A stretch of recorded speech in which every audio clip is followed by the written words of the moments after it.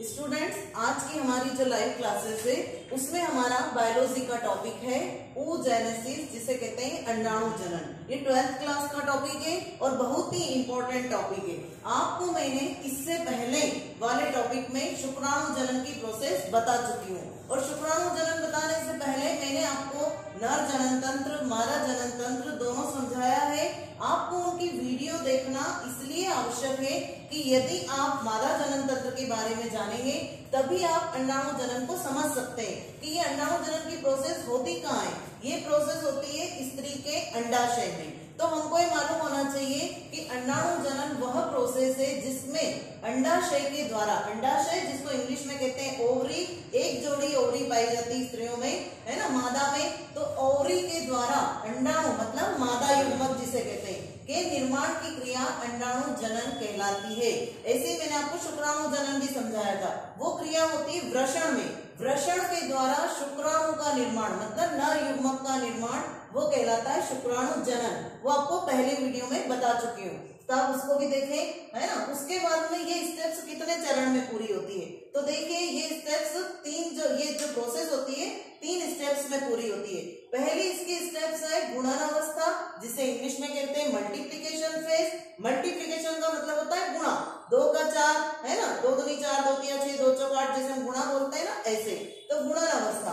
दूसरी होती है वृद्धि अवस्था। वृद्धि अवस्था मतलब ग्रोथ फेज, जिसमें कोशिकाएं आकार में बढ़ के पोषक पदार्थों को ग्रहण करके वृद्धि करती है। और थर्ड अवस्था होती है परिपक्वन, मतलब पूरी तरह से नर युग्मक या मादा युग्मक जो हम समझते हैं वो मैच्योर हो जाते हैं। मैच्योर मतलब परिपक्व हो जाते हैं। जैसे अंडाणु है तो वो पूरा परिपक्व होगा इस अवस्था में आके, तो इसलिए इसको कहते हैं परिपक्वन अवस्था या मैच्योरेशन फेज।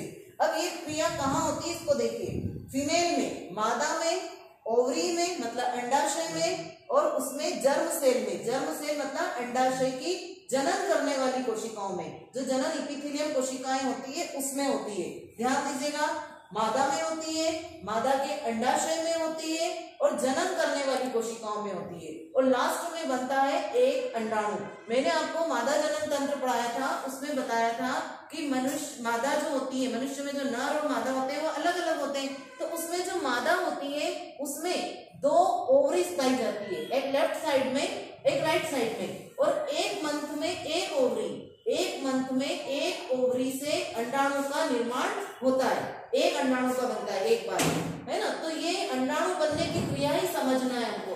तो आप शॉर्ट में याद रखें, फॉर्मेशन ऑफ इसका ovum, formation of ovum called क्या कहलाता है, oogenesis, मतलब अंडाणुओं के निर्माण की क्रिया या मादा युग्मक के बनने की क्रिया क्या कहलाती है, अंडाणु जनन या oogenesis इंग्लिश में कहते हैं। टर्मिनोलॉजी को इंग्लिश में याद करना चाहिए। क्यों करना चाहिए कि आगे आप जब आगे जाते हैं, हायर क्लासेस में जाते हैं, तो वहां पे हिंदी के वर्ड इतने काम नहीं आते। आपको स्पेलिंग नहीं आती है तो आप इस तरह से बोल दीजिए।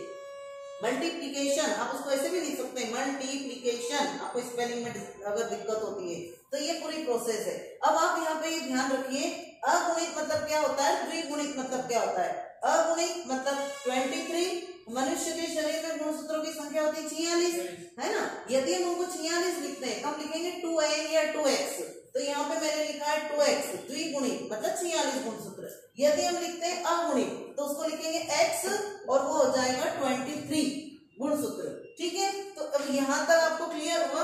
अब आगे हम बताएंगे इसका डायग्राम कि किस तरह से प्रोसेस होती है। तो आप देखिए, ये है यहाँ पे प्राथमिक जनन कोशिका।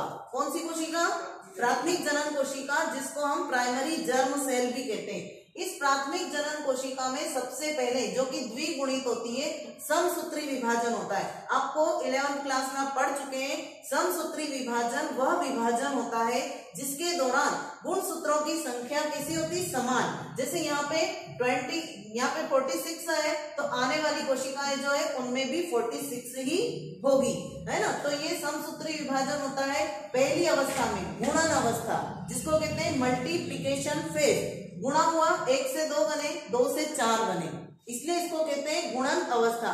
सेम ऐसी की ऐसी प्रोसेस शुक्राणु जनन में भी होती है। अब याद रखिएगा, आपको दोनों का कंपैरिजन इसलिए बता रही हूं मैं, कंपैरेटिवली हमको इसलिए इसकी स्टडी करना है कि या तो आता है अंडाणु जनन का सचित्र वर्णन करो, या आता है शुक्राणु जनन का सचित्र वर्णन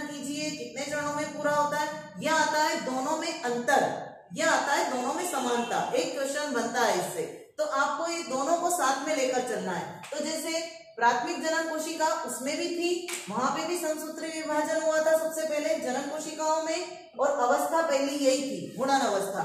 अब इसके दौरान यहाँ पे बन रहे हैं oogonia। क्या बन रहे हैं? oogonia।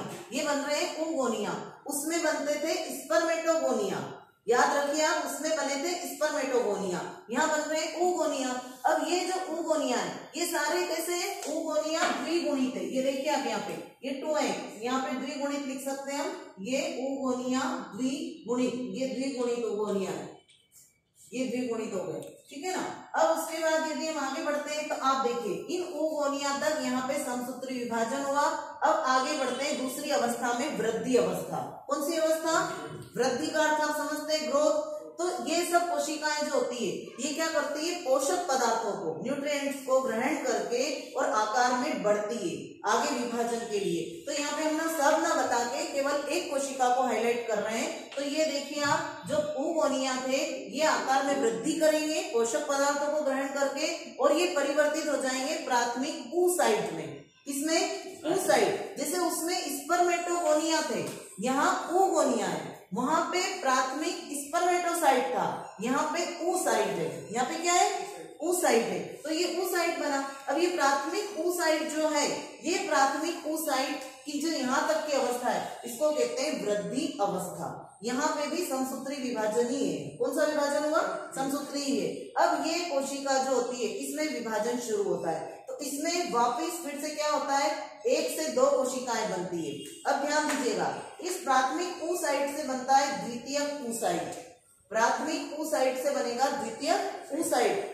स्पर्मेटो उसमें क्या हुआ था? शुक्राणु जनन में प्राथमिक oocyte से, सॉरी प्राथमिक स्पर्मेटोसाइट से द्वितीयक स्पर्मेटोसाइट बना था।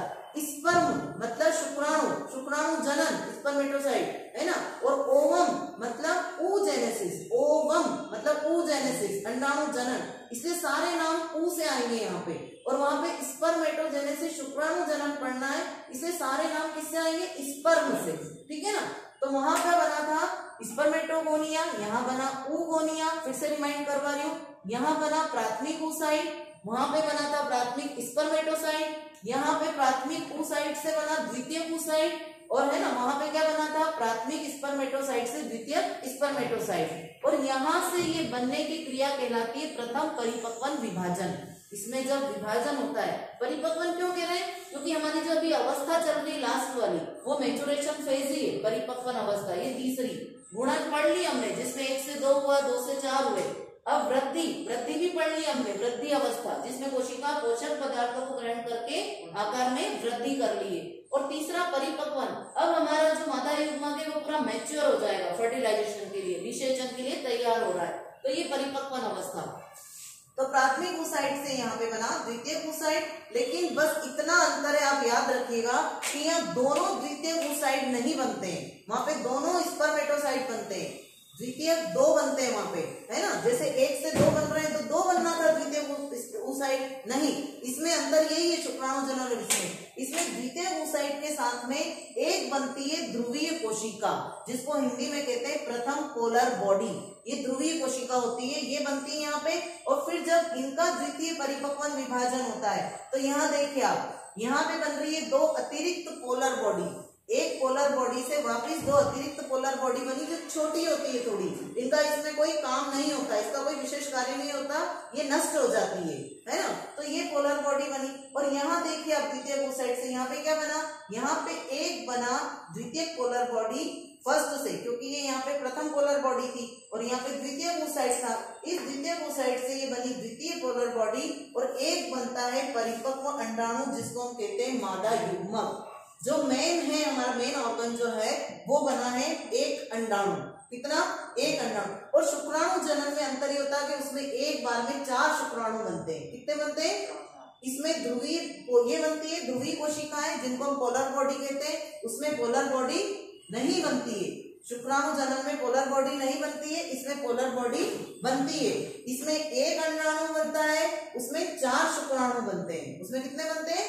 4 शुक्राणु बनते हैं। तो इस तरह से ये विभाजन यहाँ आके थोड़ा सा असामान्य हो जाता है, थोड़ा सा परिवर्तन हो जाता है, जबकि शुक्राणु जनन में सेम चलता है। शुक्राणु जनन में यहाँ पे आपने देखा होगा दोनों द्वितीयक स्पर्मेटोसाइट बनते हैं, प्राथमिक स्पर्मेटोसाइट से दोनों द्वितीयक स्पर्मेटोसाइट, फिर उनसे बनते हैं स्पर्मेटिड और फिर बनता है स्पर्म। लेकिन इसमें ऐसा होता है प्राथमिक oocyte से द्वितीय oocyte बनेगा एक बनेगी ध्रुवीय कोशिका जिसे हम कहते हैं पोलर बॉडी। फिर इस द्वितीय oocyte का फिर विभाजन होता है तो एक बनती है द्वितीय पोलर बॉडी और एक बनता है अंडाणु जिसे हम कहते हैं परिपक्व अंडाणु मादा युग्मक। और इस पोलर बॉडी से प्रथम पोलर बॉडी से यहाँ पे 2 अतिरिक्त पोलर बॉडी बनती है। इस तरह से ये अंडाणु जनन की क्रिया जो है हमारी पूरी होती है। और इस अंडाणु जनन की क्रिया में 3 स्टेप्स हुई, गुणन, वृद्धि और परिपक्वन अवस्था। ये पूरा जो है अंडाणु जनन की क्रिया का आप लोगों के सामने मैंने वीडियो आपको बताया, बनाकर आप देखिए, इसको समझिए और याद करिए। ये आप इसका मैं साइड में हो जाती हूँ, स्क्रीनशॉट ले लीजिए। यदि आपको मेरी वीडियो पसंद आती है तो इसको लाइक, शेयर और सब्सक्राइब करना ना भूलें। Thank you.